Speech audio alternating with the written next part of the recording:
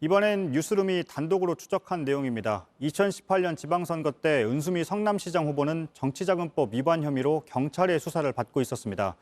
그런데 당시 캠프의 핵심 관계자가 경찰의 수사 내용을 입수해서 대책을 논의한 걸로 확인됐습니다. 전날 밤 늦게 끝난 조사 내용이 다음 날 아침에 공유되기도 했습니다. 사실상 실시간으로 유출된 걸로 보입니다. 취재진은 이 내용을 뒷받침하는 텔레그램 단체 대화방의 내용을 확보했습니다. 대화를 이끌던 사람은 지금은 청와대에서 비서관으로 일하고 있습니다. 먼저 하혜빈 기자입니다.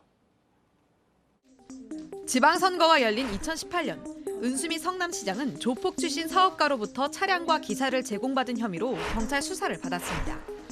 재판에서 은 시장은 90만 원의 벌금형을 받습니다. 당선 무효형은 100만 원 이상입니다.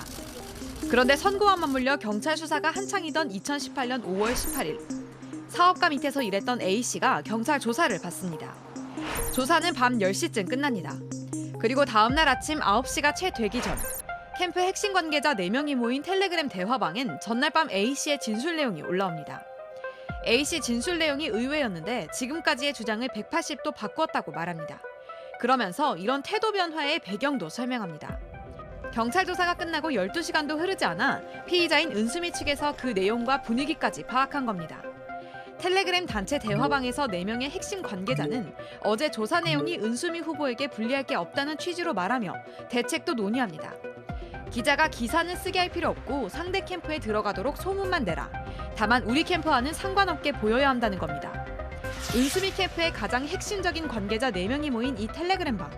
수사 내용을 어디선가 입수해 대화방에 올린 건 당시 은 후보 보좌관 A씨입니다. 선거가 끝난 뒤 A씨는 청와대의 선임 행정관을 거쳐 지금은 비서관으로 승진해 일하고 있습니다. A 비서관이 당시 캠프에서 막대한 영향력을 끼쳤다는 정황은 여러 군데서 발견됩니다. 은수미 캠프 출신이자 현직 경기도 의원의 말입니다. 자기네. 오늘 애들은 다 들어오는 애들이야. 얘는 라인이야. 세다. 이에 대해 청와대 A 비서관은 JTBC에 경찰로부터 전해 들은 것이 아니라며 당시 조사받은 사람과도 친하고 나와도 친한 제3자를 통해 전해 들었다고 주장했습니다. 당시 이 내용을 은수미 후보에게 보고했느냐는 질문에 대해선 선거 전에서 후보는 그런 내용 모르게 하는 게 상식이라며 그러면 후보가 선거운동을 못한다고 했습니다. 하지만 당시 정치자금법 위반 수사의 피해자는 은수미 시장 개인이었습니다.